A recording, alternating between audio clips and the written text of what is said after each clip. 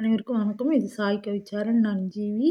TNPSC, TRB Tamil eligibility test எழுதுகிற ஸ்டூடெண்ட்டுக்கான 32வது video இது. 31 வீடியோ 10th தமிழ் புக்லேருந்து இயல் 1லேருந்து இயல் 6ல் இலக்கணம் வரைக்கும் போட்டாச்சு. இன்னும் இயல் 7, 8, 9 மட்டும் இருக்குது. நடுவில் வந்து நான் இலக்கணம் நடத்தும் போதெல்லாம் இலக்கண குறிப்புக்காக தனியாக வீடியோ போடுறேன்னு சொல்லிட்டு இருந்தேன். அதுக்காக இப்போ 10th வந்து நான் தனியாக அப்பப்போ போட்டுறதுனால இப்போ 9ஆம் வகுப்பு இலக்கண குறிப்பெல்லாம் எடுத்து வெறும் இலக்கண குறிப்பாக நீங்கள் நிறைய இது மாதிரி படிச்சுட்ருப்பீங்க. புக்லேயே கூட படிச்சுட்ருப்பீங்க. அது வந்து எந்த அடிப்படையில் நம்ம வந்து இலக்கண குறிப்பு கண்டுபிடிக்கணும்னு தெரிஞ்சுக்கிட்டிங்கன்னா நீங்கள் மனப்பாடமே பண்ண தேவையில்ல. நிறைய பேருக்கு அப்படியே தெரிஞ்சிருக்கலாம். இருந்தாலும் இது கவனிக்கும்போது வந்து உங்களுக்கு இன்னும் கொஞ்சம் தெளிவாகும். அதனால் இலக்கண குறிப்பெல்லாம் தனித்தனியாக பிரித்து, அதாவது வினைத்தொகை தனியாக, பண்புத்தொகை தனியாக, வினையெச்சம், பெயரெச்சம், அப்புறம் வினையால் அணியும் பெயர் எல்லாமே தனித்தனியாக எழுதி அதுக்கு விளக்கம் கொடுக்க போகிறேன். இது முழுசாக பாருங்கள். அப்போ வந்து உங்களுக்கு புரியும். எல்லாத்தையும் 10th புக்கில் இருக்கிற அந்த பார்ட்டெல்லாம் பார்க்கணுன்னா சேனல் புதுசாக பார்க்குறவங்க சப்ஸ்கிரைப் பண்ணிக்கோங்க. வாங்க வீடியோக்குள்ளே போகலாம். பாருங்கள், முதல்ல பண்புத்தொகையெல்லாம் ஒரு காலமில் கொண்டு வந்துட்டேன். எப்படி கண்டுபிடிக்கணும் பண்புத்தொகைன்னா, அதாவது அதனுடைய தன்மை, அந்த ஒரு பொருளினுடைய தன்மை, நிறம், அளவு, வடிவம், சுவை, இதில் ஏதாவது ஒன்று வந்துச்சுன்னா அது வந்து பண்புத்தொகை. பொதுவாக மைவிகுதி வரும். மைவிகுதி மறைஞ்சிருக்கிறது தான் பண்புத்தொகை அப்படின்னு சொல்லுவாங்க. தொகைனாவே ஏதோ ஒன்று உள்ள மறைஞ்சிருக்குதுன்னு அர்த்தம். அது வந்து மைவிகுதி தான் இல்லை, எல்லாத்துக்குமே மைவிகுதி வந்துடாது. இப்போ வட்டக்கல் அப்படின்னும்போது வட்டம் கூட்டல் கல்லுன்னு தான் பிரியும். அதில் என்ன மறைஞ்சிருக்குன்னா ஆனைன்ற ஒரு உருபு மறைஞ்சிருக்கு. ஆகிய, ஆனை, இப்படியெல்லாம் கூட மறைஞ்சிருக்கும். அதனால் நீங்கள் வந்து அந்த மைவிகுதியாக பார்க்காதீங்க. எல்லாத்தையுமே மைவிகுதி வச்சு பிரிக்க முடியாது. அதனுடைய ஒரு பொருளினுடைய தன்மை, அளவு, நிறம், வடிவம், சுவை, இந்த அடிப்படையில் அது ஏதாவது ஒன்று இருந்ததுன்னா அது பண்புத்தொகைன்னு வச்சுக்கலாம். பாருங்கள், தெல்லமுது, இது வந்து தென்மை கூட்டல் அமுதுன்னு பிரிக்கலாம். மைவிகுதி இதில் இருக்குது. இருந்தாலும் அந்த பொருளினுடைய பண்பு சொல்கிறாங்க, தெல்லிய அமுது அப்படின்னு சொல்லிட்டு. அதனால் இது வந்து பண்புத்தொகை. இங்கே கருங்கோலையில் நிறத்தின் அடிப்படையில் கருமை கூட்டல் கோலைன்னு வரும். கருப்பு நிறம் வர்றதுனால இது பண்புத்தொகை. இது செந்நெல், இதுவும் நிறத்தின் அடிப்படையில் செம்மை, சிவப்பு கலர் குறிக்குது. அதனால் இது வந்து பண்புத்தொகை. மூதூர், நல்லிசை, இதெல்லாம் அதனுடைய தன்மையை குறிக்குது. முதுமை, அதாவது பழமையான ஊர்னு அர்த்தம். அதாவது பழசா, புதுசா, நல்லது, கெட்டது, இது மாதிரி ஒரு பொருளினுடைய தன்மை, அது மாதிரி வர்றது எல்லாமே வந்து பண்புத்தொகையில் தான் வரும்.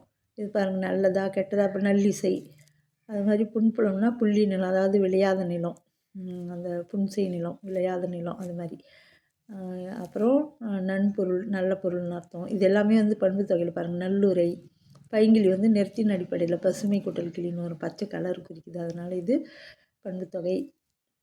இளங்குருளை, இளமை, முதுமை, எல்லாமே அதுதான் அதனுடைய தன்மைன்னு சொல்லணும். பொருளுடைய தன்மை, நிறம், அளவு, சுவை, வடிவம், இது மட்டும் நல்லா ஞாபகம் வச்சுக்கணும். பண்புத்தொகைனா அந்த ஏதாவது ஒன்று இருந்துச்சுனாவே அது பண்புத்தொகை தான். கருமுகில், இது நிறத்தின் அடிப்படையில், இது நல்ல நற்றவம். நெடுநிலைன்றது வந்து அளவின் அடிப்படையில், நெடுமைனா நீளமாக இருக்கிறது, நீண்ட அப்படின்னு அர்த்தம். அது நெடுநிலைமை, அதனால் இது பண்புத்தொகை. இதுவும் அளவு, 3 கூட்டல் நீர், 3ன்றதும் அளவு தானே, எண்ணல் அளவது. அதனால் இதுவும் வந்து பண்புத்தொகை தான். நன்பொருள், நன்மை பொருள் வரும். தன்மணல்னா தன்னுனா குளிர்ச்சின்னு அர்த்தம். குளிர்ச்சியான மணல், அதனுடைய தன்மையை சொல்கிறோம். நல்லுரை, வெண்குடைனா நிறம், வெண்மை குடை. அதாவது இளங்கமுன்னா அதான் இளது, இளமையானது, முதுமையானது, எல்லாமே வந்து இதில் தான் வரும் பண்புத்தொகையில். பெருங்கை தான் பெருசு, அளவின் அடிப்படை. பெருமை கூட்டல் கை, பெருங்கைனா பெரியன்னு அர்த்தம்.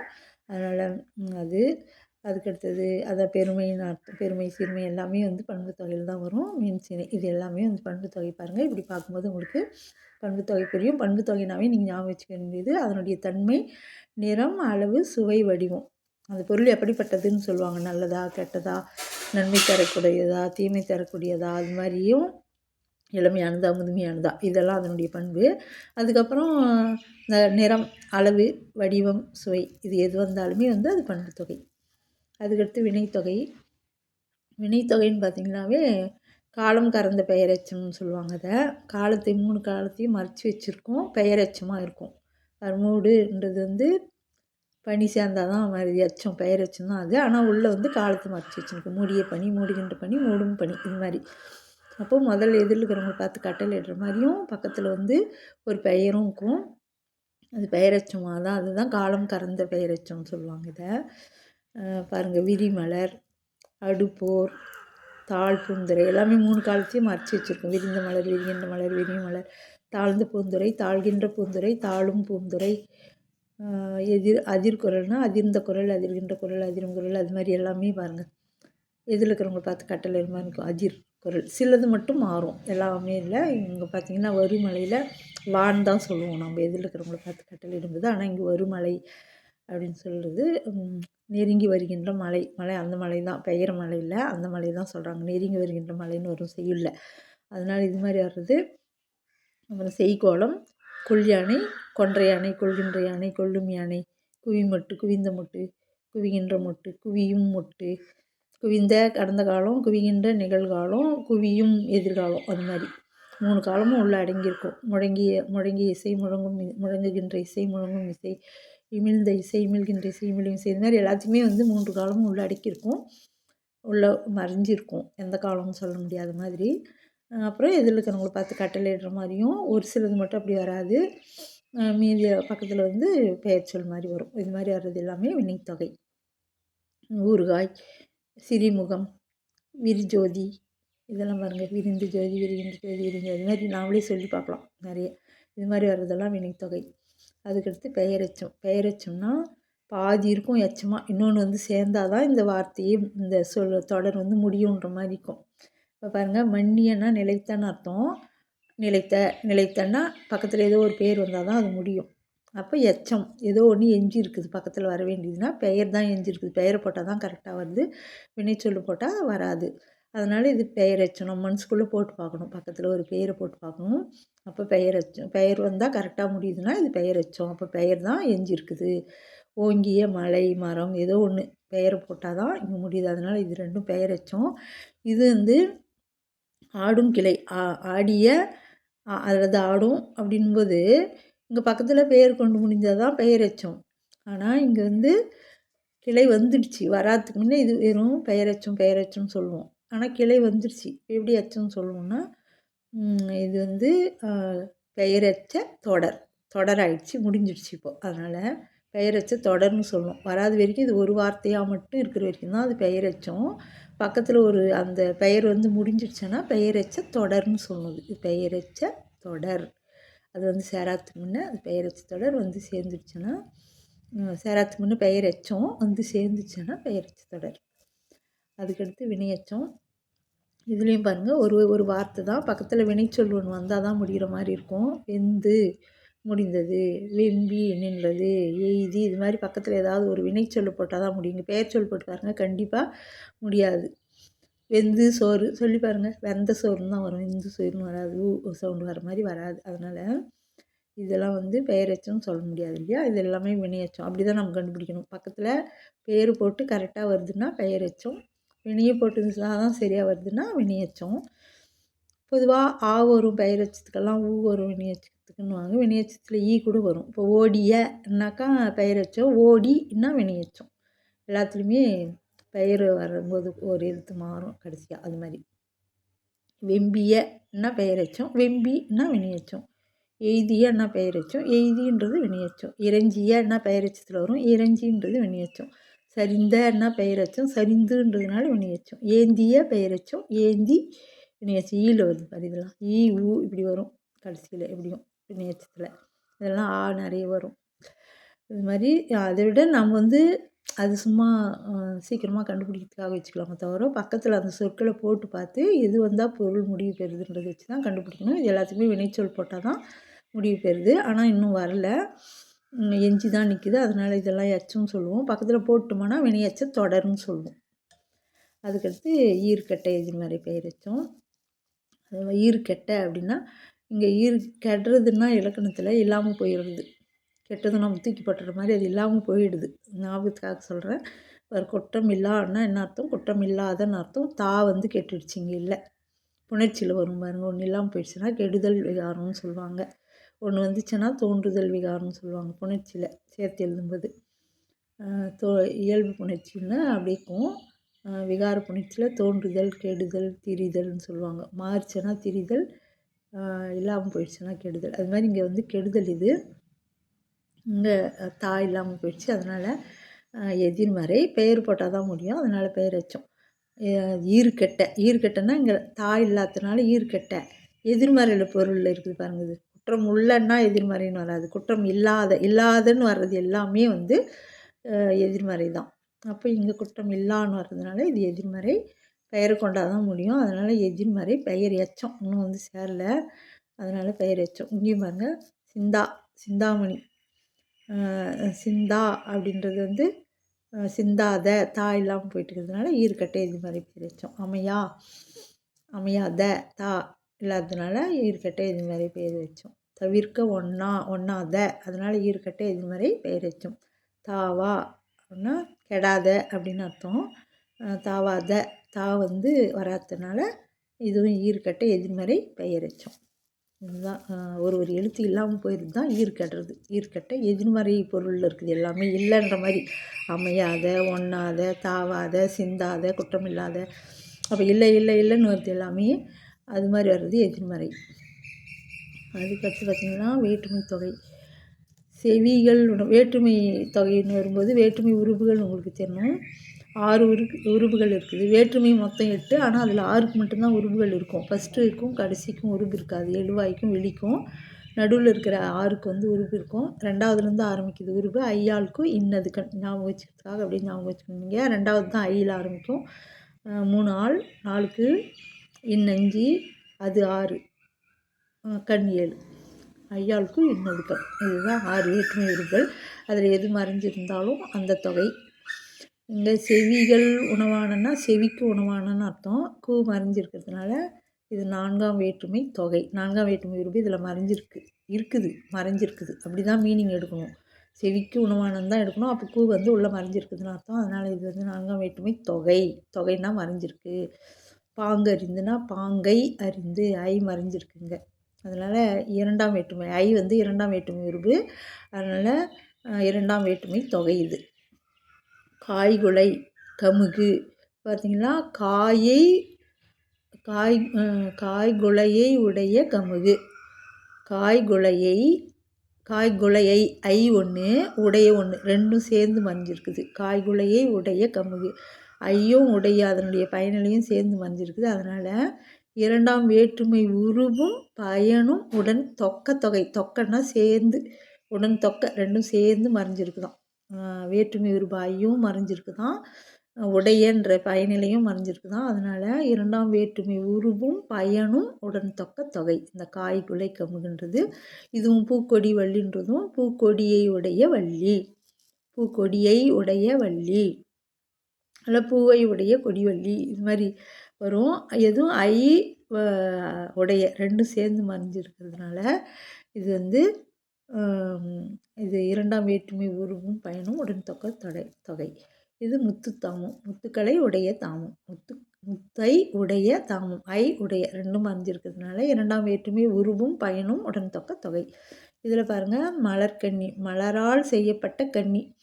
அப்போது ஆள் 1 செய்யப்பட்ட 1 மறைஞ்சிருக்கிறதுனால 3ஆம் வேற்றுமை உருவும் பயனும் உடன் தொக்க தொகை. இது உடன் தொக்க தொகைனா ரெண்டும் சேர்ந்து மறைஞ்சிருக்கு அப்படின்னு அர்த்தம். தொக்கைன்னா சேர்ந்து, தொகைனா மறைஞ்சிருக்கு. எதுனா வேற்றுமை உருவும் அதனுடைய பயனும் ரெண்டும் சேர்ந்து மறைஞ்சிருக்கு. எருதுகோடுனா எருதினது கோடு. கோடுனா கொம்பு. எருதுகோடுனா எருதினது கொம்பு. அது மறைஞ்சிருக்குது. அது வந்து 6ஆம் வேற்றுமை உருவு. அதாவது ஐயாளுக்கு இன் அது கண். அது வந்து 6ஆம் வேற்றுமை உருவு. அதனால் இது 6ஆம் வேற்றுமை தொகை. இங்கே மறைஞ்சிருக்குது அது. அதனால் இங்கே கரையை பொறு ஐ மறைஞ்சிருக்கு. அதனால் பொருன்னா மோது, கரையை மோது. அந்த தண்ணி வந்து கரையை மோதுது. அதனால் கரையை மோதுன்னு வருது. கரை பொருள்னா அது ஐ மறைஞ்சிருக்கிறதுனால 2ஆம் வேற்றுமை தொகை. பிடி பசினா பிடி யானை. யானையது பசி. யானையினது பசி. அது மறைஞ்சிருக்குது. அதனால் 6ஆம் வேற்றுமை தொகை. இப்படி தான் நம்ம கண்டுபிடிக்கணும் வேற்றுமை தொகைலாம். அதுக்கு ஐயாளுக்கு இன்னதுக்குன்னு தெரிஞ்சு வச்சுக்கோங்க. அங்கே என்ன வருதுன்னு பார்த்து 2 வார்த்தையாக மறைஞ்சிச்சுன்னா அந்த உருவும் பயனும் உடன் தொக்க தொகை சொல்லிடுங்க. 1 மட்டும்தான் அந்த உருவு மட்டும் சொல்லிடுங்க. 2ல் ஆரம்பித்து 7 வரைக்கும் இருக்கும். அதுக்கடுத்து உரிச்சொல் தொடர். இந்த தடை, உரு, மா, கடி இதெல்லாம் வந்து தவ, உரு, இங்கே தடை வருது, தவ கூட தவ, உரு, நனி இதெல்லாமே வந்து உரிச்சொல் தொடர் தான். உரிச்சொல் தொடர்னால் என்னென்னா பாருங்க, உரு, மா, கடி இது எல்லாத்துக்குமே தடை, இது எல்லாத்துக்குமே மிகுதின்ற ஒரு பொருள் வரும். பல சொற்களுக்கு ஒரு பொருள் இருந்தாலும் அல்லது ஒரே சொல்லுக்கு பல பொருள் இருந்தாலும் அது வந்து உரிச்சொல் தொடர். அது மாதிரி இருக்கிறதெல்லாம் படித்து வச்சுக்கோங்க. அதான் தவ, உரு, நனி, கூர், கழி இது மாதிரிலாம் வரும். அதில் வந்து அது மாதிரி தான் வரும். ஒரு சொல் ஒரே சொல்லுக்கு பல பொருளும் அல்லது பல பொருளுக்கு ஒரே ஒரு சொல், அது மாதிரி ஒரே சொல்லுக்கு பல பொருளும் இருக்கலாம் சிலதெல்லாம். அது மாதிரி மாற்றி மாற்றி வரும். இது மாதிரி வர்றது வந்து இந்த வார்த்தைகள் மட்டும் ஞாபகம் வச்சுக்கோங்க. தடை, உரு, மா, கடி இது மாதிரி வர்றது, கூர், கழி இதெல்லாம் வந்து உரிச்சொற்கள். அதில் அது கூட சேர்ந்து எது வந்தாலும் உரிச்சொல் தொடர்னு சொல்லிடலாம். இதெல்லாம் ஈஸியாக. அதுக்கடுத்து வினையால் அணையும் பெயர். வினையால் அணையும் பெயர்னால் என்னென்னா அவங்க பேர் சொல்லாமல் அவங்க செயலை வச்சு அவங்கள சொல்கிறது. அவங்க பேரை சொல்லாமல் அவங்க செயலை வச்சு அவங்கள சொல்கிறது. செயலையும் சொல்கிறது இல்லை, அவங்க பேரையும் சொல்கிறது இல்லை, அவங்க செயலை வச்சு அவங்கள கண்டுபிடிக்கிறது. இப்போ கொடுத்தோர்னா யார் கொடுத்தாங்களோ அவங்க, சொன்னோர்னா யார் சொன்னாங்களோ அவங்க, உணர்ந்தோர்னா யார் உணர்ந்தாங்களோ அவங்க. அது அவங்க செயல்லையே அவங்க பேர் போய் சேர்ந்துடுது, அணிஞ்சிக்குது. அதனால் வினையால் அணையும் பெயர். அவங்க வினையிலேயே அவங்க பேர் போய் அணிஞ்சு கொள்கிறது. வினையால் அணையும் பெயர். அறிவார் யார் அறிஞ்சாங்களோ அவங்க. வல்லார் யார் வந்து செய்ய வல்லார், அங்கே அது மாதிரி செய்ய வல்லார் அது மாதிரி வருது. மகிழ்ந்தோர் மகிழ்ந்தோன் மகிழ்ந்தோர், நடந்தோன் நடந்தோர், படித்தோன் படித்தோர், எழுதினோன் எழுதினோர், செய்தோன் செய்தோர். அது மாதிரி அவங்க செயலை வச்சு அவங்கள சொல்கிறது எல்லாமே வினையால் அணையும் பெயர். இப்போ யாரோ ஒருத்தர் வராங்கன்னு வச்சுங்க, எடுத்துக்காட்டுக்கு சொல்கிறேன். யாரோ ஒருத்தர் வராங்க, நீங்கள் இல்லை எங்கேயோ ஒரு இடத்துல போகிறீங்க, ஒரு 3 பேர் உட்காந்துக்கிறாங்க, ஒருத்தர் நின்றுக்கிறாங்க, ஒருத்தர் படிச்சுன்னுக்கிறாங்க. அப்போ வந்து நீங்கள் ஒருத்தர் கூப்பிடணுன்னு நினைக்கிறீங்க, அவர் பேர் தெரில. அப்படின்னா சொல்லுவீங்க, அங்கே பக்கத்தில் யாரோ ஒரு பசங்க இருக்கிறாங்கன்னு வச்சுக்கோங்க, அங்கே போய் உட்காந்துருக்கிறாரே அவர் வர சொல்லு அப்படின்னு. அங்கே படிக்கிறாரே அப்படின்னா படித்தோர். அது வந்து அவங்க பேர் தெரியாது, ஆனால் அவங்க செயலை வச்சு அவங்க பேர் மாதிரி நம்ம அதை பயன்படுத்துகிறோம் இல்லையா. அது மாதிரி இருக்கிறது எல்லாமே வினையால் அணையும் பெயர். அதுதான் உணர்ந்தோர், படித்தோர், எழுதினோன் எழுதினோர். அது ஒரு மீனிங் வரலாம், பன்மீனிங் வரலாம். அது மாதிரி வர்றது எல்லாமே வந்து வினையால் அணையும் பெயர். இப்போ கொடுத்தோர் மட்டும் இல்லை, கொடுத்தோரைனாலும் வினையால் அணையும் பெயர் தான். கொடுத்தோரை அப்படின்னாலும் அவங்கள குறிக்குது. அதனால் வினையால் அணையும் பெயர். இது எல்லாமே வினையால் அணையும் பெயர். அடுத்து இன்னும் இருக்கிறது எல்லாமே பார்க்கலாம். சிலதெல்லாம் பார்த்தீங்கன்னா உங்களுக்கு டிஃப்ரென்ஸ் தெரியணும், சிலது குழப்பமாக இருக்கும். அதுதான் அந்த எண்ணுண்மை, முற்றுண்மை, உண்மைத்தொகை இது வந்து நான் ஷார்ட்ஸ்லேயே போட்டிருக்கேன், இதுலேயும் சொல்கிறேன் பாருங்கள். அடுக்கு தொடர்னால் பாருங்கள், எத்தனை எத்தனை ஒரே சொல் வந்து 2 முறை 3 முறை 4 முறை அடிக்க வந்தால் கூட அதுக்கு வந்து அடுக்கு தொடர் அப்படின்னு சொல்லுவோம். இதே ஒரு காரணத்துக்காக இது வரும். ஓடு ஓடு விரைவு காரணமாக, அச்சம் காரணமாக. இப்போ பாம்பு வந்துச்சுன்னா பாம்பு பாம்புன்னு அதை அச்சம் காரணமாக சொல்லுவோம், உவகை காரணமாக. இது ஏதோ ஒரு காரணத்துக்காக அடிக்கடிக்கு சொல்லுவோம். அது வந்து ஒரு தனியாக பிரித்தாலும் அது பொருள் தந்துச்சுன்னா அடுக்கு தொடர். பிரித்தா பொருள் தரலைன்னா அது வந்து இரட்டை கிளவி. பாருங்கள், பாண்டம் பாண்டமாக இது எல்லாமே பொருள் தருது பிரித்தாலும். அதனால் இது எல்லாமே அடுக்கு தொடர். 2 முறை தான் இல்லை, 3 4 முறை கூட அடிக்க வரலாம். இங்கே வந்து இரட்டை கிளவி. இரட்டை கிளவின்னா 2 சொற்கள் மட்டும்தான் இருக்கும், அதுக்கு மேலே 3 4 சேராது. 2 சொற்கள் மட்டும் இருக்கும், அது வந்து பொருள் தராது பிரித்தா. இது 2 சொல் மட்டும் இருந்தாலும் அடுக்கு தொடர் தான், பிரித்தா பொருள் தந்துச்சுன்னா. பொருள் தரலைன்னா அது வந்து அது வெறும் இசை குறிப்பாக மட்டும் இருக்கும், ஒலி குறிப்பு. சட சட, மர மர, சல சல, கலகல, கலகலன்னு சிரித்தாங்க, மொறு மொறுன்னு சாப்பிட்டாங்க, இப்படியெல்லாம் சொல்கிறோம் இல்லையா. இது மாதிரி வெறும் ஒலி குறிப்பு தான். இது மாதிரி வர்றதெல்லாம் இரட்டை கிளவி வச்சு நம்ம அடுக்கு தொடருக்கும் இரட்டை கிளவிக்கும் வித்தியாசம் தெரிஞ்சுக்கலாம். இப்போது உங்களுக்கு வந்து அடுக்கு தொடருக்கும் இரட்டை கிளவிக்கும் வித்தியாசம் தெரிஞ்சிட்ருக்கோம். அடுத்து உருவகம். உருவகமும் ஓமையும் கம்பேர் பண்ணி சொன்னால் உங்களுக்கு புரியும். இங்கே உருவகம், ஆனால் நான் 9th புக்கில் இருக்கிறதுனால அப்படி அப்படியே ஒவ்வொன்றும் தனித்தனியாக தலைப்பு கொடுத்துட்டு அதெல்லாம் எடுத்து எடுத்து இதில் போட்டிருக்கேன். உருவகம்னா அது வந்து அது போலன்னு இல்லாமல் அதையே சொல்லிடுறது. இப்போ இருள் பிறவின்னு வந்துச்சுன்னா இருள் போன்ற பிறவின்னு இருந்திருக்கும், அது வந்து ஓமையாக இருந்திருக்கும், ஓமை தொகையாக இருந்திருக்கும். ஆனால் இது வந்து பிறவியே இருள் தான். அது போலன்னெல்லாம் இல்லை, அதே தான் அப்படின்னு சொல்கிறதெல்லாம் உருவகம். இங்கே பாருங்கள், அமுத ஒளின்னு இருந்துச்சுன்னா அமுதம் போன்ற ஒளி, போன்ற மறைஞ்சிருக்கிறதுனால ஓமைன்னு சொல்லி இருப்போம். ஆனால் அங்கே அப்படி இல்லை, ஒளி மின் வந்துருச்சு. ஒளி அமுது, நம்ம அமுது தான் இது பண்ண வரோம், ஒளி அமுதுன்னு ஒளியை தான் சிறப்பிக்க வரோம். ஆனால் அமுது அமுது போன்ற ஒளின்னு இப்படி வராமல் ஒளி அமுது, ஒளியே அமுது தான். போர் போன்ற வாழ்க்கை இல்லை, வாழ்க்கையே போர் தான். அவங்க வந்து மலர் கைன்னா மலர் போன்ற கைன்னு வந்துக்கணும், அப்படி இல்லை, கை மலர். அதாவது ஊமை தொகையை திருப்பி அதாவது மாற்றி போட்டால் உருவகமாயிடும். பாருங்கள், இதெல்லாம் வந்து உருவகம். இன்னும் நான் ஊமை தொகை சொல்லும்போது சொல்கிறேன், அப்போ இன்னும் நல்லா கொஞ்சம் பின்னாடி வருது. அதுக்கடுத்து பார்த்திங்கன்னா ஏவல் வினைமுற்றுகள் 9th புக்கில் இருக்குது. இந்த மின்னு மாற்று மின்னா மாற்றுங்கள், பரப்பு மின்னா பரப்புங்கள்னு முன்னாடி இருக்கிறவங்க பார்த்து ஏவல் செய்ய சொல்கிறது. மணிமேகலையில் வரும், அந்த புது மணல் பரப்பு மின், பழைய மணலை மாற்று மின் அப்படின்னு சொல்லிட்டு மின்னு இதில் இருக்கிறவங்கள பார்த்து ஏவல் செய்ய சொல்லி இது மாதிரி வர்றதெல்லாம் இந்த மின்னில் முடிஞ்சுன்னா இதெல்லாம் ஏவல் வினைமுற்றுகள்னு வச்சுக்கோங்க. அதுக்கடுத்து ஒன்றன் பால், இது பார்த்தாவே உருண்டதுன்றது வந்து ஒரு பொருள் உருண்டது, அது ஒன்றன் பால் வினைமுற்று தான். போனது, இது ரெண்டுமே வந்து ஒன்றன் பால் வினைமுற்று. போனது, உருண்டது, சென்றது, வந்தது, இதெல்லாம் உயர்திணை கிடையாது, அக்ரிணியில் ஒரு பொருள், அதனால் ஒன்றன் பால் வினைமுற்று. அக்ரிணியில் ஒரு பொருள் இருக்கிற மாதிரி வந்துச்சுன்னா ஒன்றன் பால் வினைமுற்றுகள்னு சொல்லணும். சென்றது, வந்தது, போனது, நடந்தது, இது எல்லாமே ஒன்றன் பால் வினைமுற்று. அதே நான் வந்துருச்சுன்னு வச்சுக்கோங்க, உருண்டனை, வந்தன, சென்றன அப்படின்னு சொன்னால் பலவின் பால் வினைமுற்றுன்னு வரும். அதுதான் ஒன்றன் பால் பலவின் பால் தான் அக்ரிணியில். தூ வந்துச்சுன்னா ஒன்றன் பால், நான் வந்துச்சுன்னா பலவின் பால். அதுக்கடுத்து சொல்லிசை அலைபடை. சொல்லிசைனாவே ஈ தான் உங்களுக்கு அடையாளமே. சொல்லிசை அலைபடைனாவே ஈ தான் அடையாளம் உங்களுக்கு, ஞாபகம் வச்சுங்க. ஒரு ஈ வெறி ஈ, இந்த ரீ ஈ, ஈ வந்து நெடிலே அது குரில் ஈயணும். அதே மாதிரி கலை ஈ, அது இதெல்லாம் வந்துச்சுன்னா சொல்லிசை அளபடை தான். ஈ வந்தாவே நீங்கள் சொல்லிசை அளபடைன்னு தாராளமாக எழுதிடலாம். நடுவில் எங்கேயாவது இது மாதிரி உயிரெழுத்துக்கள் நடுவில் ஈ வந்துச்சுனாவே நடுவுலையோ ஓரத்துலேயோ ஒரு சொல்ல, ஏன்னா எப்பவுமே உயிரெழுத்துக்கள் வந்து முதல் எழுத்தாக தான் வரும். நடுவுலையோ இறுதியிலையோ வந்துச்சுன்னா அது வந்து அளபடையாக தான் இருக்கும். ஈ வந்துச்சுன்னா சொல்லிசை அளபடை. இதுவும் வந்து அளபடைகள் வந்து 10th முதல் இலக்கண வீடியோ, எழுத்து சொல் வீடியோ பார்த்திங்கன்னா 3 அளபடையுமே சொல்லியிருப்பேன் நான்.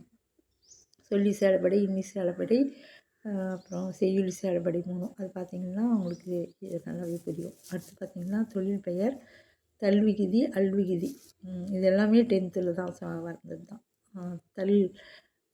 அதாவது தொழில் பெயர் ஒரு செயலுக்குரிய பெயர் தான். நிறுத்தல், ஓடுதல், ஆடுதல், பாடுதல், குதித்தல், தல்னு வர்றது எல்லாமே தொழில் பெயர். அல்லும் ஆக்கள், அப்புறம் வேறு என்ன வந்தது, ஆட்டம் கூட தொழில் பெயர் தான். ஆடுதல், ஓடுதல், பாடுதல், இது மாதிரி இருக்கிறது. அதாவது ஒரு செயலுக்குரிய பேர் எல்லாமே தொழில் பெயர் தான். இது செயலுக்குரிய பேர் தான். செயலுக்குரிய பேர் எது இருந்தாலும் நீங்கள் தொழில் பெயர்னு சொல்லிடலாம். இது தொழில் பெயர். அதுக்கடுத்து பார்த்திங்கன்னா இங்கே பாருங்கள், எண்ணுமை. எண்ணுமை தான் நான் ஏற்கனவே சொல்லியிருக்கேன். எண்ணுமைனா வந்து என்ற மாதிரி 2-3 வார்த்தைகள் வருங்க பாருங்கள். பூவையும், குயில்களும், முதிரையும், சாமையும், வரகும் ஒரு தொடர். எல்லாமே எத்தனை வருது பாருங்கள், 1 2 3 4 5, 1க்கு மேலே 2 வந்துச்சுனாவே அது எண்ணுமை தான். என்ற மாதிரி இருக்கும், 1 2 அந்த மாதிரி ஞாபகம் வச்சுக்கிறதுக்காக சொல்கிறேன் நான். இது எண்ணுமை. இங்கே அன்பும் பண்பும் 2 வருதா, எண்ணுமை. இனமும் மொழியும் வெளிப்படையாக 2 வார்த்தையில் வந்துச்சுன்னா அது வந்து எண்ணுமை. நீரும் நிலமும், உடம்பும் உயிரும், தோரண வீதியும் தோமரு கோட்டியும், வாயிலும் ஜன்னலும், அதனால் இதெல்லாம் எண்ணுமை. இங்கே பாருங்கள், உண்மை தொகைன்னா நடுவில் இந்த பாருங்கள், இந்த 2 வார்த்தைக்கு நடுவில் மறைஞ்சிருந்துச்சுன்னா உண்மை தொகை. வில்வாள்னா வில்லும் வாளும்னு அர்த்தம். வில்லும் வாளும், அது வந்து நான் ஏற்கனவே உங்களுக்கு சொல்லியிருக்கேன் முன்ன வீடியோலலாம். தாய் தந்தைன்னா தாயும் தந்தையும், காய்கனினா காயும் கனியும், இரவு பகல்னா இரவும் பகலும். இரவு பகல்னு தான் அங்கே மறைஞ்சிருக்கும். அது மாதிரி வர்றதெல்லாம் உண்மைத்தொகை. வெளிப்படையாக வரலன்னா உண்மைத்தொகை. இது மாதிரி 2 வார்த்தையிலையும் இதுலேயே வில்லும் வாளும்னு வந்துச்சுன்னா அது எண்ணுமையில் போயிட்டுக்கும். இங்கே வில் வாழ் நடுவில் மறைஞ்சிருக்கிறதுனால உண்மைத்தொகை. நடுவில் மட்டும் இல்லை, இங்கே ஒன்று மறைஞ்சிருக்கு பாருங்கள். வில்லும் வாளும் 2 மறைஞ்சிட்ருச்சு. மறையாமல் இருந்திருந்தால் எண்ணுமையில் போய்க்கும். 2 மறைஞ்சிருக்கிறதுனால இது உண்மைத்தொகையில் வந்துடுச்சு. அப்புறம் ஒரே சொல்லில் உம்முன்னு முடியுதுன்னா முற்றுமை. அவ்வளோதான், வந்து முடிஞ்சிடுச்சின்னு அர்த்தம். ஏற்கனவே எதோ இருந்திருக்குது, இது ஒரே ஒரு தான் முற்றுமை. முடிஞ்சிடுச்சு. அப்படி அனைவரும் ஒரே ஒரு அப்போது ஒரு வார்த்தையில் ஒரே ஒரு வெளிப்படையாக வந்துச்சுன்னா முற்றுமை. 2 இதுக்கு நடுவில் கடைசியில் ஒரு மறைஞ்சிச்சுன்னா உண்மைத்தொகை. அது வெளிப்படையாக இருந்துச்சுன்னா எண்ணுமை. இதுதான் நான் ஷார்ட்ஸில் போட்டுக்கிறேன் பாருங்கள். அடுத்து இன்னும் இருக்குது பார்க்கலாம். இப்போ பாருங்க இந்த ஓமை தொகை எடுத்துக்கலாம்னு சொன்னேன்ல, ஓமை தொகை.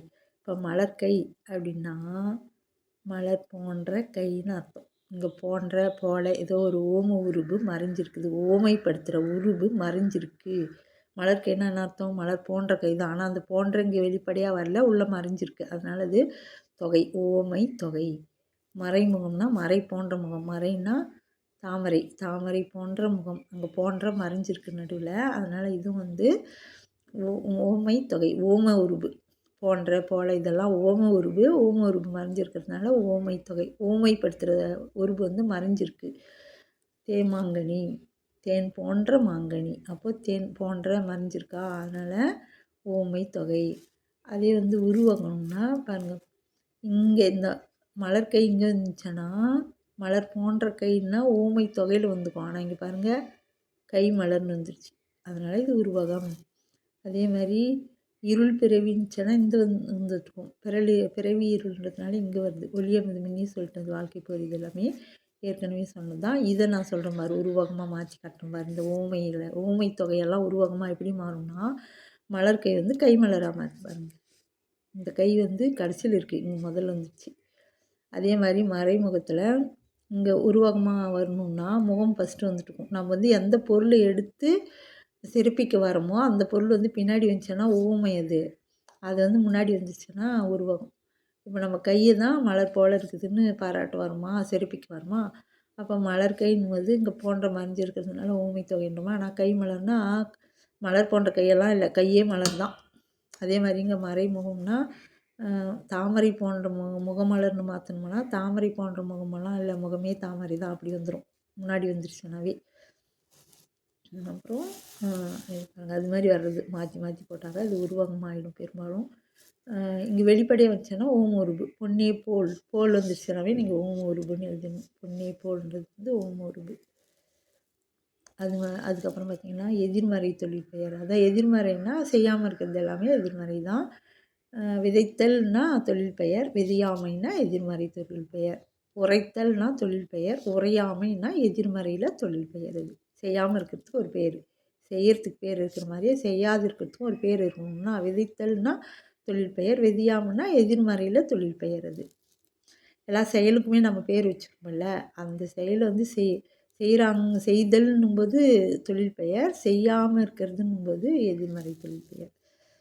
அப்போது இடைக்குறைன்னு கொடுத்துருக்காங்க இல்லை, இதில் கொடியனார்ன்றது இடைக்குறைன்னு கொடுத்துருக்காங்க. இடைக்குறைனா நடுவில் ஏதோ ஒரு எழுத்து விடுபட்டுருக்குன்னு அர்த்தம். கொடியனார்னா இடைக்குறைன்னு ஞாபகம் வச்சுங்க. நான் வந்து இதில் எந்த எழுத்து விடுபட்டுக்குதுன்னு தெரியல, ஆனால் உள்ளம்னு வச்சுக்கோங்க. உளம்னு கொடுத்தோம்னா அந்த இல்லு இல்லாமல் இருக்கும், அது இடைக்குறைன்னு சொல்லுவாங்க. அதே மாதிரி எண்ணும்னா எணும்னு எழுதுவோம்ல, அப்போ இன்னு இல்லாமல் இருக்கும், அப்போ வந்து நம்ம அதை இடைக்குறைன்னு சொல்லுவோம். இந்த கொடியனார்னா மகளிர்னு அர்த்தம். இந்த என்ன எழுத்துன்றது தேடி பார்த்தாலும் எனக்கு கிடைக்கல, அதனால் இதில் இடைக்குறைன்னு நீங்கள் புக்கில் அப்படி தான் கொடுத்துருக்காங்க, அதனால் இதை அப்படியே எழுதிக்கோங்க வந்துச்சுன்னா. ஆனால் எண்ணும்னெல்லாம் வரும்போது வந்து பார்த்திங்கன்னா அது ஒரு எழுத்து இல்லாமல் போகிறது நமக்கே தெரியும். அப்போ எண்ணும்ன்றது எணும்னு வந்துச்சுன்னா இன்னு விட்டுடுறாங்க, இடையில ஒரு எழுத்து குறைச்சிடுறாங்க. உள்ளம்ன்றது உளம்னு சொன்னோம்னா இல்லு விட்டுருவாங்க, அதெல்லாம் வந்து இடைக்குறைன்னு சொல்லுவாங்க. இங்கே எந்த எழுத்து கொடி ஈ வருதா என்னன்னு தெரியல இது, அதனால் இது இடைக்குறைன்னு எழுதிருங்க கொடியனார் இருந்துச்சுன்னா. அடுத்து இலக்கணப்போலி. இலக்கணப்போலின்னா மாற்றி வர்றது பாருங்கள். வாயில்ன்றது இல் வாயின்னு வரும், இது மாதிரி வாயில்னா இல்லுன்னா வீட்டினுடைய வெளிப்புற பகுதிக்கு வாயில்னு சொல்லுவாங்க. இல்லு அதாவது வீட்டினுடைய எதிர்பகுதி தான் இல்வாயின்னு வரணும், ஆனால் வாயில்னு சொல்லுவாங்க. இந்த மாதிரி வர்றதெல்லாம் இலக்கணப்போலி அப்படின்னு சொல்லுவாங்க. அது முதல்ல கடைசியில் எப்படின்னாலும் வரும். இப்போ மனம், நிலம்ன்றது நிலன் அப்படின்னு இன்னு அந்த கடைசியில் ஒரு எழுத்து மாதிரி இருந்துச்சுன்னா கூட அது கூட இலக்கணப்போலி அப்படின்னு சொல்லுவாங்க. மனம்ன்றத மணன், நிலம்ன்றத நிலன், அது மாதிரிலாம் சொல்லிச்சு வந்தால் அது வந்து இலக்கணப்போலின்னு சொல்லுவாங்க. அதுக்கடுத்து அதே மாதிரி புறநகர்ன்றதை நகர்ப்புறம், நகர்ப்புறம்ன்றதை புறநகர் அப்படின்னு சொல்கிறது, அதெல்லாம் இலக்கணப்போலி. மாற்றி இப்படி வர்றது இப்படி மாற்றி இருந்துச்சுன்னா அது இலக்கணப்போலி அப்படின்னு சொல்லுவாங்க. அதுக்கடுத்து அன்பின அப்படின்னு சொன்னோம் இல்லையா, தூளில் முடிஞ்சுன்னா ஒன்றன் பால் வினைமுற்றுன்னு இங்கே நாள முடியுதுல்ல. அன்பின பலவின் பால் அக்ரிணை வினைமுற்று, அக்ரிணியில் பலவின் பாலாக இருந்தால் நாவில் முடியும், ஒருமையில் இருந்துச்சுன்னா தூளில் முடியும். அதை வச்சு ஒன்றன் பால் வினைமுற்றுனா தூள முடியும். பலவின் பால் அஃறிணை வினைமுற்றுல நாள முடியும். அன்பின அது வந்து பலவின் பால் அஃறிணை வினைமுற்று. வேங்கோள் வினைமுற்றுகள்னால் எதிரில் இருக்கிறவங்கள வந்து நம்ம விதியோடு வரும் பாரு. ஆக்குக, போக்குக, நோக்குக, வாழ்க, வெல்க, ஒழிக, இது மாதிரி எது வந்தாலும் வியங்கோள் வினைமுற்றுகள். விதி வந்துச்சுனாவே பெரும்பாலும் அது வந்து வியங்கோள் வினைமுற்று விதி தான். அதுக்கடுத்து இன்னொன்று செய்யும் என்னும் வினைமுற்று. செய்யும்ன்ற மாதிரி பொழிக்கும் அப்படின்னா செய்யும், பொழிக்கும், இது மாதிரி வருது. செய்யும் என்னும் வினைமுற்று அப்படின்னு எழுதணும் இதுக்கு. அப்புறம் நான் ஓர் எழுத்து ஓர் மொழி அதோடைய அப்படின்வாங்க. ஓர் எழுத்து ஓர் மொழி அதுக்கு இலக்கண குறிப்பு. நான் தீ இந்த மாதிரி ஓர் எழுத்து இருந்துச்சுன்னா அது ஓர் எழுத்து ஓர் மொழி அப்படின்னு சொல்லுவாங்க. அப்புறம் பார்க்கலாம் அடுத்து. நான் 9th இலக்கண குறிப்புகள்லாம் ஓரளவுக்கு சொல்லிட்டேன். ஏதாவது டவுட் இருந்தால் கமெண்ட்ஸில் கேளுங்க, நான் சொல்கிறேன் நான் ஆன்சரு. இப்போ பாருங்கள், முன்ன வந்து தமிழ் எலிஜிபிலிட்டி டெஸ்ட்டில் டிஎன்பிஎஸ்சியில் 4வது குரூப்பு 4th குரூப்பில் ஒரு கொஸ்டின் நிறைய இலக்கணம் சம்மந்தமாக தான் கேட்குறாங்க. அதனால் இலக்கணத்தெல்லாம் நல்லா தெரிஞ்சுக்கிறது நல்லது. இந்த பெயரெச்சம், வினையெச்சம் எல்லாமே இலக்கண குறிப்பு தான் இல்லை, அது நிறைய வந்து தொடரில் அமைச்சு கூட இது என்னான்ற மாதிரி கேட்பாங்க. அதனால் இங்கே பாருங்கள், வினைமுற்றுகளின் வகைகளோடு பொறுத்துக. வினைமுற்றுனா ஒரு இது முடிஞ்சிடுது. வந்தான், போனான், சென்றான்னா அது வினைமுற்று ஆகிடுது. வந்தன்னா தான் எச்சம், வந்தான்னா முடிஞ்சிடுச்சு வினைமுற்றுன்னு சொல்லிடணும் நம்ம. அது மாதிரி இங்கே பார்த்திங்கன்னா ஒரு கொஸ்டின் 2வது கொஸ்டினாக கொடுத்துருந்தாங்க டிஎன்பிஎஸ்சியில் 4th குரூப்பில் 2nd கொஸ்டினாக இது மாதிரி ஒரு கொஸ்டின் கொடுத்துருந்தாங்க. அது எப்படி எழுதலாம் நான் சொல்கிறேன் பாருங்கள். அழிந்தது தீமை, அற்றது பிறப்பு, நல்லது கை, குளிர்ந்தது நிலம்னு கொடுத்துட்டு இந்த பக்கம் சினை பெயர் கொண்டது, இடப்பெயர் கொண்டது, குணப்பெயர், தொழில் பெயர்னு கொடுத்துக்கிறாங்க. இது வச்சு எப்படி கண்டுபிடிக்கணும்னா அந்த பேர் வந்து அது மாதிரி இருக்குது. 6 வகையான பெயர் இருக்குது. பொருட்பெயர், இடப்பெயர், காலப்பெயர், குணப்பெயர், சினைப்பெயர், தொழில் பெயர்னு 6 வகையான பெயர்கள் இருக்குது. எல்லாத்துக்கும் நம்ம பேர் வச்சுக்கிறோம் இல்லையா, அது. இப்போ வந்து தீமை, இது வந்து தீமைன்றது என்ன, நன்மை தீமையெல்லாம் குணம் தானே, ஏற்கனவே நான் சொல்லியிருக்கேன். அது குணம் தன்மை. அது வந்து இதுக்கு வந்து 3வதா, அப்போ நம்ம வந்து இங்கே 3ன்னு போட்டுக்கணும். சரியா? அடுத்து அற்றது பிறப்பு. அற்றது இது வந்து அற்றது பிறப்புன்றதே வந்து பிறத்தல், அதாவது தொழில் பெயர் அது. அப்போது இது 4ன்னு சொல்லுவோம். அடுத்து பார்த்திங்கன்னா நல்லது கை, கைன்றது சினை பெயர். உறுப்புகள் எல்லாமே சினை பெயர்னு வரும். அப்போ கை வந்துடுறதுனால இது சினை பெயர். அப்போ 1ன்னு வந்து இதுக்கு நிலப்பட்டுரும். அதுக்கடுத்தது குளிர்ந்தது நிலம். நிலம்ன்றது வந்து இடம் தானே, நிலம் எதனா ஊர் பெயர்கள் இதெல்லாம் வந்துச்சுன்னா இடப்பெயர் தான் அது. அப்போ இது இடப்பெயர் கொண்டது. இது மாதிரி வந்து இது 2 வந்து இங்கே போட்டுக்கிறோம். அப்புறம் வந்து இங்கே இது மாதிரி கொடுத்துருப்பாங்க. 7 வந்து 3 1 4 2 3, பி வந்து 3 4 1 2, சி 4 3 2 1, டி வந்து 4 1 2 3 இப்படி கொடுத்துக்கிறாங்க. மேலே ஏபிசிடி கொடுத்துட்டு இந்த பக்கம் ஏபிசிடி கொடுத்துட்டு நாம் என்ன பண்ணணும்னா இங்கே நம்ம குறித்து வச்சுக்கணும்ல, அது வந்து எந்த ஆப்ஷனில் பார்க்கணும். அதான் டக்கு டக்குன்னு இங்கே நம்ம கண்டுபிடிச்சி இங்கே குறித்து வச்சிங்கன்னா அந்த எந்த ஆப்ஷன்லன்னு பார்த்து டக்குன்னு எழுதிடலாம். 3 4 1 2 இல்லைனா நீங்கள் கொஸ்டினில் குறிச்சின்னா அப்புறம் கூட அழைச்சிடுங்க, அப்போதைக்கு உங்களுக்கு புரியறதுக்காக. இல்லைனா இப்படி கண்டுபிடிக்கணும்னா ரொம்ப லேட் ஆகும். இப்படி யோசிச்சு இதுக்கு சரியாக இருக்கான்னு யோசிச்சா இப்படி போட்டோம்னா டக்குன்னு பி ஆப்ஷனில் தான் அது வருது. 3 4 1 2 3 4 1 2 அதை எடுத்து ஆன்சரில் விடைன்னு போட்டு அதை வந்து நம்ம ஷேட் பண்ணிட வேண்டியது தான். OMR ஷீட்னால் அதை வந்து ஷேட் பண்ணிடணும். இதுதான் இப்படி தான் நம்ம ஒவ்வொரு கொஸ்டினுக்கும் எழுதணும். இது மாதிரி நிறைய கொஸ்டின் இருக்குது. இதுதான் இலக்கணத்துலேருந்து தான் நிறைய கொஸ்டின்களும் இருக்குது. அப்புறமா இந்த கலைச்சொல் அறிவோம் இருக்குது இல்லையா, 6வதுலேருந்து 10வது வரைக்கும் பின்னாடி வந்து கலைச்சொல் அறிவோம். அதுலேருந்து கூட 3 4 கொஸ்டின் கேட்டிருக்காங்க நான் பார்த்தேன். மேலே கொடுத்துட்டு இதுக்கு இணையான தமிழ் சொல் எது அப்படின்னு இங்கிலீஷில் கொடுத்துட்டு தமிழ் கேட்குறாங்க, தமிழில் கொடுத்துட்டு அது கலைச்சொல் ஆங்கிலத்தில் என்னன்னு கேட்குறாங்க. அதனால் அந்த கலைச்சொல்லெல்லாம் கூட படிச்சுக்கோங்க.